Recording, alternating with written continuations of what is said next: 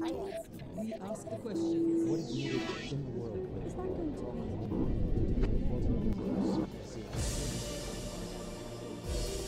The oil and gas producing countries in the Gulf are facing problems. They've got to keep their income and expenses in balance. Because of a 50% fall in the oil price over the last year and no change in sight, they need to do something, and they need to do it soon. If they don't, countries like Saudi Arabia could run out of monetary buffers in just 5 years. That's according to the International Monetary Fund in a new report. The head of the fund, Christine Lagarde, travelled last week to the Gulf countries to deliver this message in person, meeting both leaders and the younger generation here in order to raise awareness and to offer solutions. One of them involves the imposition of what might have been difficult to imagine just a few months ago: taxes. When you're running out of money, you don't have many options. You need to cut expenses or look for other income, or both. But aside from the issue of oil prices, there are many other critical issues facing the global economy, and therefore the International Monetary Fund itself. The refugee crisis, the continuing financial problems in Greece, will the IMF support a third bailout, and the rising power of China? What about her own job? Will she stay on, or will she, as many speculate, run for president of France? We'll get to all of this as Christine Lagarde, the head of the International Monetary Fund, talks to Al Jazeera. Madame Lagarde, thank you very much indeed for talking to us. Pleasure. At Al Jazeera. You're here in the Gulf and you've come with a message, quite a stiff message for the GCC. You've warned ministers of a new fiscal reality. Can you tell us what that is? My message was, this is not an alarm, but it's an alert bell that we are ringing. The price of oil has sharply declined in the last 12 months. And we do not see, based on the future, in the market of the futures, based on the sort of basic analysis of supply and demand, we do not see a significant improvement in the near term. So as a result of that new reality, we believe that finance ministers and authorities should actually take steps in the spending side of their budget, in the revenue side of their budget. And they should also welcome private sector operators in order to create growth from alternative sources. And among your recommendations has been the imposition of a value-added tax, not just on individual countries, but across the GCC region. How has this been received? The introduction in the GCC countries of a VAT at a small percentage point was actually discussed by the ministers themselves back in May. And we certainly put a bit of research and analysis into it, and we believe that it's a good opportunity to put in place on a regional basis a small VAT in order to rebalance the sources of revenue. When you have much lower revenue coming out of oil and gas, you need to find alternative sources. Sure, and VAT is a good one. They've got to balance their books, and I think that is a realisation that is now being realised, that is now manifesting itself across the region. But I'm particularly interested in your message regarding Saudi Arabia, where you have said that within the space of 5 years, reserves could be gone through, they could be depleted. This sounds like an urgent situation, not just an alert. This sounds like an alarm bell ringing. It is an alert, not an alarm, because all these countries, including Saudi Arabia, are starting from a position of strength, where they have significant buffers accumulated over the last few years, and they can actually use those resources, either by putting them to use against their deficit numbers, or by leveraging them in order to borrow. But if countries do nothing, and assuming the price of oil was to stay at the level where it is, then certainly reserves would be depleted promptly, and more promptly than one would imagine, because it actually shrinks quickly. So our estimates are based on no alternative policies, no measures being taken, and the price of oil remaining very low. or remaining low. Given that this is quite a new message for this region, despite the realization that does seem to be seeping into the collective mind, I know that Qatar has certainly made steps in that direction. The UAE has also addressed the issue, for instance, of subsidies. Yes. Subsidies is a massive issue, isn't it? Saudi Arabia spends more than 13% of its GDP on subsidies. Qatar, I think, imposes the highest per capita subsidy in the world, something like $6,000 per head. Is this something that you think these countries politically are prepared to move on? We would certainly hope that the authorities are prepared to address those issues and to address the political difficulty of communicating to the public opinions that that situation cannot endure, and that whether it's subsidies, whether it's setting the right price, whether it's on fossil energy, or whether it's on water, for instance, those items have to be looked at, right price set, and subsidies gradually over time phased out with the adequate level of protection for the people in need. So it's not a question of removing brutally the subsidies and having everybody, take the brunt of it. I think when it is done successfully, as we have seen in other countries in the world, you protect the poorest, those in need, the lower middle class, for instance, up to that level. But above that, prices need to be looked at. Yeah. There is a move, I would say, and maybe you'll agree, inexorably away from the use of fossil fuels. We've got the big climate conference coming up in Paris quite soon. There's a lack of demand also, as you've already pointed out. Emerging economies are slowing down, some of them contracting, therefore demand for oil and gas is less. That is the new fiscal reality that you're identifying in this region. Yes, that new reality is a factor of supply and demand. And what we are seeing is significant supply on the one hand, and potentially, more to come. If a country like Iran, for instance, comes to the market, or if a country like Libya was to settle a bit more and re-enter the market in the way it has, or if some countries that are consuming heavily were to consume a bit less, that would put yet more supply on the market. That's on the one hand. On the other hand, you have demand, which is going to be addressed to different sources of energies if people are serious about the climate change initiatives that are much talked about at the moment, and which will be less as well if large operators like China, for instance, needs less oil for its new pattern of development, which is more based on services, less based on manufacturing.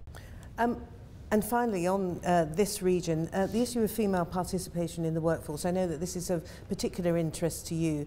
How has your message been received? I understand that the IMF is currently undertaking a survey as to how that would help the economies in this region, particularly against Saudi Arabia. We are very strongly promoting the optimization of all talents. Women in this region and in other parts of the world have unexploited talents, and it should be their choice to actually exploit those talents, join the job markets, and be economic contributors. We are trying to measure the economic contributions, irrespective of the cultural, ethical, religious background, but we're simply saying in many countries it makes economic sense to allow women to join the job market, to get proper training, proper educations, and to be economic players. Now, you've identified the current refugee crisis as being one of the major challenges to the world community, both economically as well as politically and in all other sorts of ways too. What about this region? Because I understand that there is a bid for some soft loans, if you like, to help some of the countries most affected to cope with this influx of people, the countries like Jordan, Lebanon, and so on.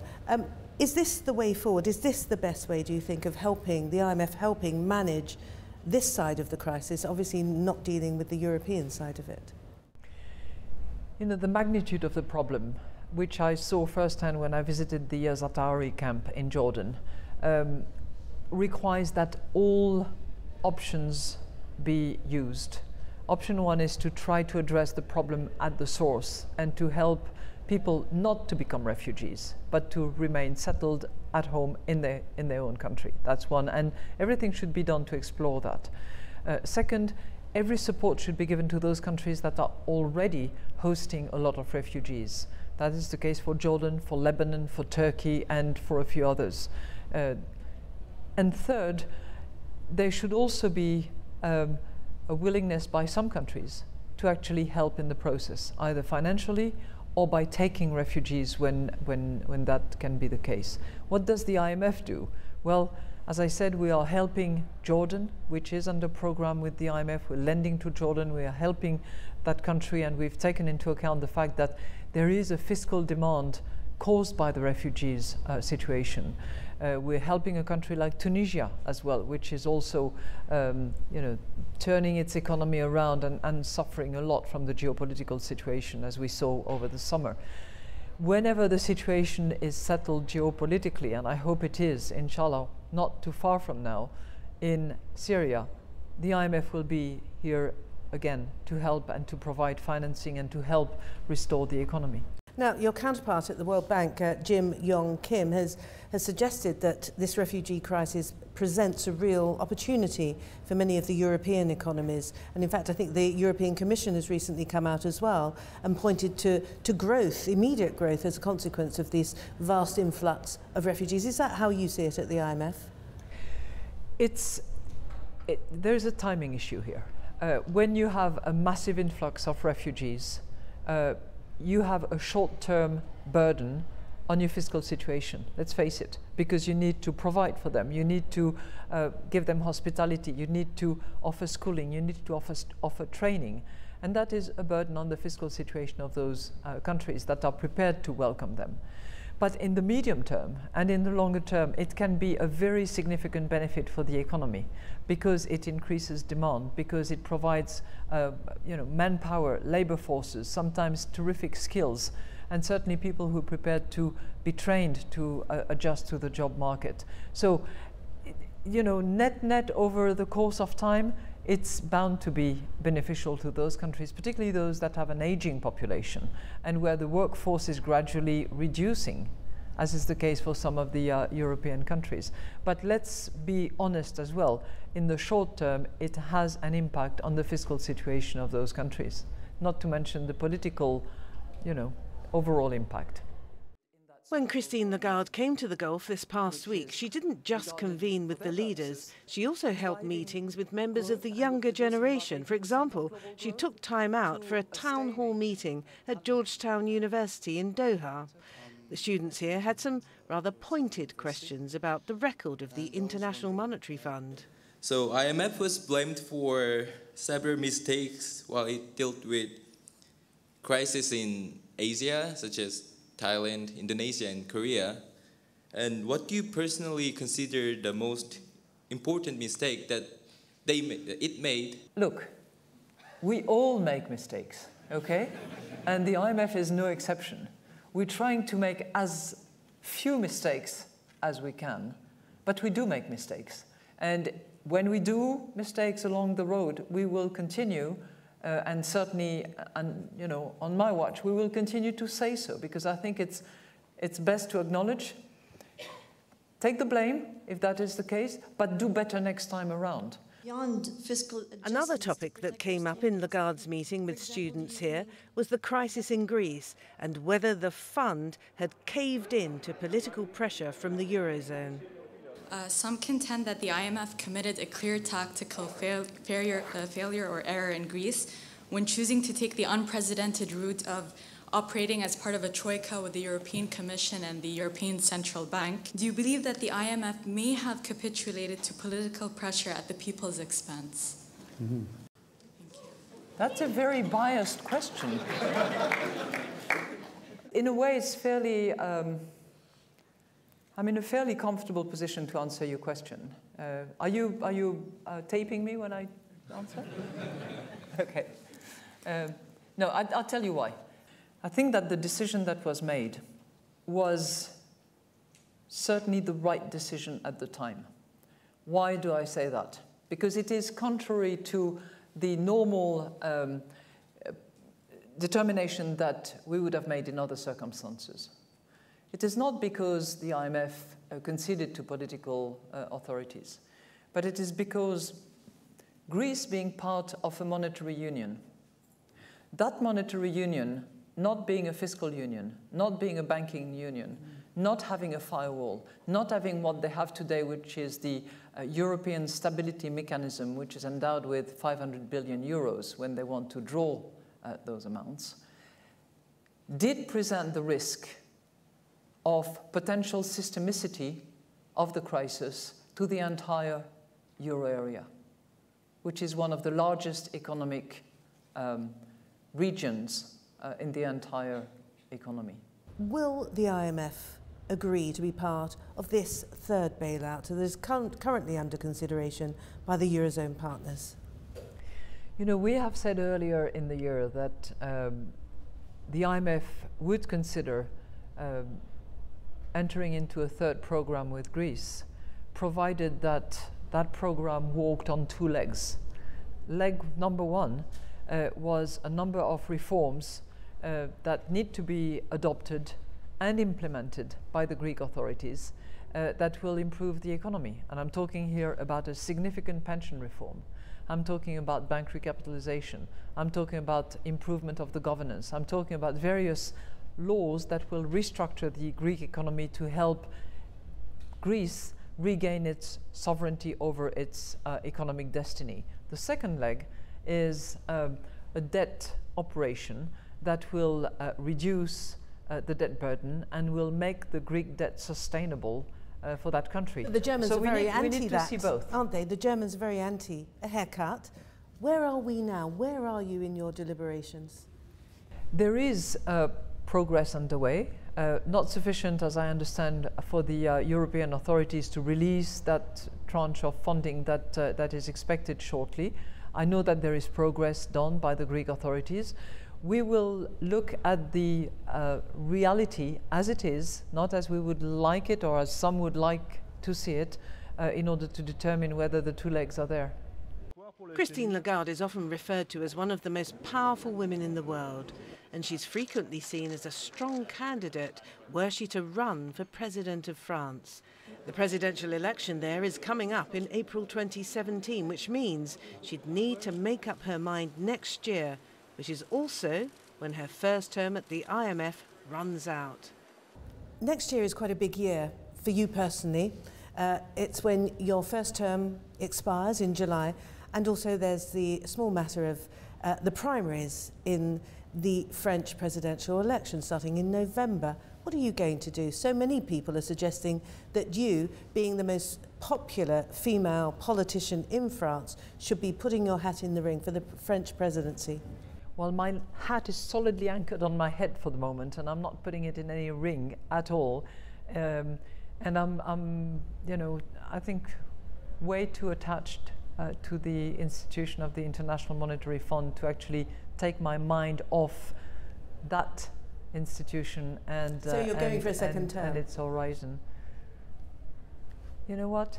I'll decide when I have to decide. It's a bit early for the moment, but it's the board and the membership that will decide ultimately how it should be done. But I'm certainly open to the idea. It's been suggested that in Lima you presented what would be your second term agenda. So you are going to stay in Washington. You know, there's an interesting, that takes us to China actually.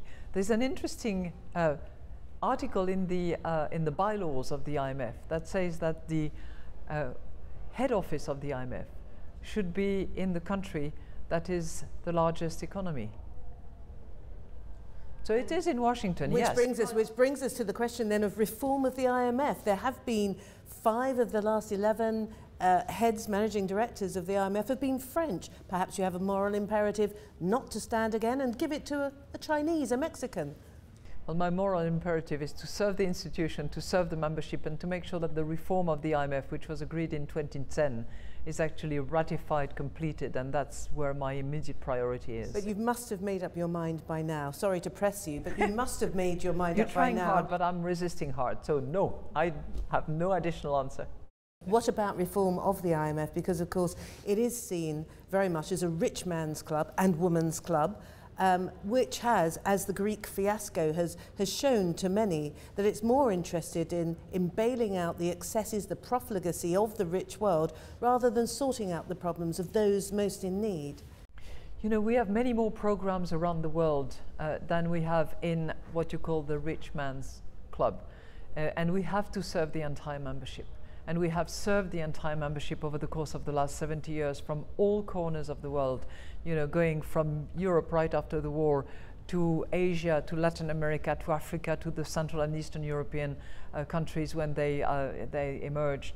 And we will continue doing so without any second thought and with constant attention to one thing, not the rich man's club, but financial and economic stability around the world, so that everybody can benefit and can hopefully prosper. But the Chinese obviously feel very much left out of this whole Bretton Woods arrangement, don't they? They've set up their own infrastructure investment bank. Now they're hoping that the yuan can become a reserve currency. They're really a reserve currency within the IMF, so it shows how much value they give to the institution, which must be strengthened actually by the reform of the IMF, because that reform will have as its consequences to reinforce the role of the emerging and underrepresented countries in the institution. And that should happen. It must happen, and I'm working as hard as I can to get it done. All right, that's as far as I'm going to get with you, I can tell. Can I ask you about your progress through your career? There have been so many firsts. Now you've reached the pinnacle of global finance. And you've also managed to have a family. Have you made sacrifices along the way? Oh yes. I mean, you cannot combine everything without making sacrifices along the way and without huge support from people around you, whether they are team members, whether they're family members, whether they are your children. I have been blessed by a lot of support from all those that I've mentioned, and I'm extremely grateful. And what sort of sacrifices would you have you personally had to make? I'm speaking to you as a woman with 2 children who's also made quite a few sacrifices in terms of trying to keep a career and a family together as well. Well, you know, there are lots of school events and parents' reunions that I have missed and that I have not attended. I've been slightly delayed in my partnership course, and some men have made it 1 year earlier than I had, because I was not, you know, delivering as much profits at the time, because I was expecting my second child. So, but those are really minor things. One learning that I take from that is that you cannot have it all at the same time. I'm convinced of that, but equally you can absolutely do as well as many others, including men, if you manage time and if you manage priorities and sort of pace yourself. That I've tried to learn over the course of time. Pace yourself, don't lose sight of the objective, make sure you have big dreams, don't lose sight of them, and just get on with it. Now, you've been named as, I think it's the 6th this year. You were the 5th most powerful woman last year. I think the 6th now. You've been knocked down a slot. But nonetheless, obviously one of the most powerful women on the planet. What does that mean to you? What does that allow you to do that perhaps you wouldn't be able to do? It probably reinforces something which gives me immense satisfaction and pride, which is to inspire young women. In this country, in other countries, I have young women, daughters of friends, or just sometimes totally anonymous women who look up to me, who come to me, whom I stay in touch with, text messages and little messages now and again, because they feel that they can do it too. And I don't take any pride in being the first at something, as long as there's a whole range of younger women who think, I can do it too. That gives me huge pride. And finally, can I ask you about whether you have, and what it is, and it is your guilty pleasure. If you tell me yours, I'll tell you. Eating lots of chocolates. Chocolate, is it? Belgian chocolate. Any chocolate, as long as it's milk chocolate. But it doesn't show on your figure. Thank you very much indeed, Madame Lagarde. Thank you very much indeed for talking to us. Thank you.